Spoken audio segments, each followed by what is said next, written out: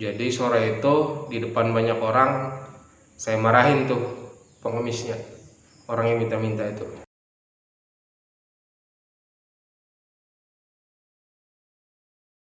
Assalamualaikum warahmatullahi wabarakatuh. Jadi saya mau cerita, ini ada orang ini minta-minta di depan ATM Bank BRI. Nah, sore itu kan saya mau ngambil uang tuh, mau ngambil apa mau transfer gitu ya.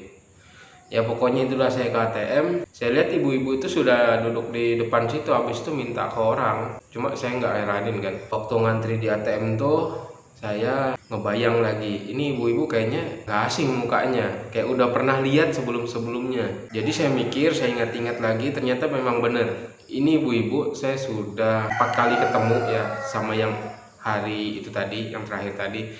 Jadi saya ketemu keempat kalinya di situ. Yang pertama di depan Bank BRI itu juga, ya di situ juga lama banget. Habis itu yang kedua di sebelahnya itu di Alfa, di Indomaret, di depan Indomaret sedikit situ. Ketemunya alasannya nggak beda jauh. Dia mau pulang, cuma nggak ada uang. Dia mau tarik duitnya nggak cukup di ATM. Jadi dia mau minta uang itu istilahnya gitulah. Dan yang ketiga ketemu di Grogot.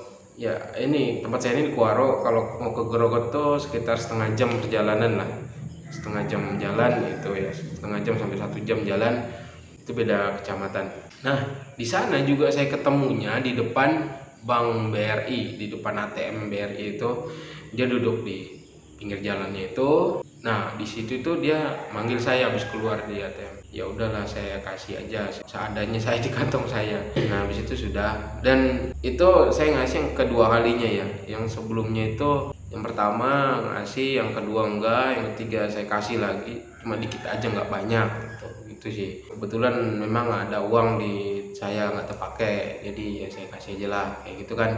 Nah yang keempat ini saya ketemu lagi sama ibu ini di BRI situ lagi, BRI yang di Kuaro tapi bukan yang di Grogot. Yang tempat pertama ketemu saya dulu itu, bedanya dulu itu agak di pinggir jalan, yang ini dia di pas depan banknya, ya pas depan banknya di pintunya situ. Sore-sore katanya waktu saya keluar dari ATM udah mau pulang, dia mau minta uang, katanya dia mau kurang uangnya di ATM-nya itu. Nah dari situ saya udah, ini orang kok dari dulu nggak berubah alasannya, mau pulang tapi nggak ada uang kayak gitu loh. Saya bilang, Bu, kalau mau uang tuh kerja, jangan minta-minta, muak saya bilang kayak gitu. Baru situ orang banyak, orang ngantri pada ngeliatin saya. Jadi saya bilang kayak gitu, muak saya bilang kayak gitu loh. Muak saya lihat ibu minta-minta terus kayak gitu. Kemarin di sono ya habis itu udah dia bengong gitu kan, ngeliat saya emosi gitu ya, langsung dia itu diam aja, langsung saya yang pergi. Habis itu mundur motor pergi, orang-orang ya pada ngeliatin aja kayak gitu. Ada yang minta ke orang, sebelumnya dia juga minta ke orang cuma udah diheranin kayak gitu kan. Habis itu saya posting di Facebook buat cerita kayak gitu kan, udah sekitar 3 atau 4 tahun yang lalu ini. Nah ternyata ada yang komen, ibu-ibu sini juga ya, dia itu cerita pernah juga dimintain habis itu diludahin motornya. Marah dia, si pengemis ini, si orang yang minta ini, dia ibu-ibu, dia minta ke ibu-ibu yang lain gak dikasihnya, habis itu diludahin motornya. Marah si pengemisnya itu, ada yang cerita kayak gitu. Jadi sudahlah, habis itu saya nggak pernah lihat lagi sekitar setahun mungkin. Dan saya ketemu lagi waktu itu di sekitar 4 tahun, 3 tahun nggak ketemu deh, 3 berarti. Nah 2 tahun, setahun terakhir ini saya ketemu lagi orang itu. Ternyata orang itu tinggalnya di pasar Kuaro sini. Saya lihat orangnya itu bermotor kayak gitu loh. Loh, ini kan ibu-ibu yang hari itu. Saya bilang, orang yang minta-minta itu mukanya itu sama, dia bawa motor goncengan. Habis itu pernah saya juga lihat di Alfa Midi, dia lagi belanja. Saya pikir, orang ini yang saya lihat itu berarti kan dia emang tinggal di sini kayak gitu. Waktu saya sering bolak-balik pasar juga, ternyata saya sering ketemu sama orang itu. Biasa aja dia naik motor biasa gitu. Nah, ternyata dia sudah tinggal di sini sepertinya. Soalnya sering saya lihat kayak gitu, nggak minta-minta lagi orang itu. Jadi udah punya motor. Sebelumnya kan dia minta-minta, berarti duitnya dikit gitu loh, nggak bisa bawa kendaraan sendiri atau nggak punya kendaraan sendiri gitu. Ya jadi intinya kita itu ya kadang perlu membangunkan orang dengan cara bentak ya.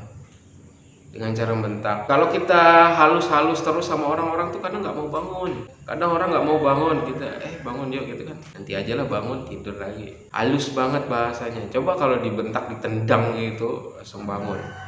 Maksudnya gini, di cerita ini orang tuh kalau dikasih terus ya bakalan ya nanti minta-minta lagi gitu, minta-minta terus. Dan ya itu nggak ada perubahan sama si siapanya itu, si pengemisnya, si ibu-ibu yang minta-minta tadi, nggak ada perubahan begitu. Yang kalau yang ngasih kan ya rezekinya ya tambah banyak gitu. Kalau dia kalau dia ngasih uang kan energinya bakalan ada yang balik nanti, energi uangnya kayak gitu. Ada yang dia keluarin bakalan dia masuk lagi. Nah kadang orang tuh memang perlu ditampar supaya sadar, kamu ini salah loh kayak gitu. Jadi kalau sudah gitu ya pasti ada perubahan ke depannya, insya Allah. Jadi begitu ya. Jadi kadang kita itu kalau mau ngasih orang ya nggak usah selalu ngasih gitu. Nggak usah.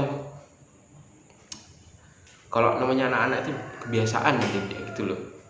Sama kayak pengemis ini, kalau dikasih terus. Iya, dari dulu sampai sekarang ya gitu doang hidupnya, nggak ada perubahan. Saya itu ada lihat di pasar Kuaro situ ya. Di pasar Kuaro, ini orang dari dulu ngemis mulu. Dari saya masih SD kelas berapa itu, saya kan sering ke pasar dulu.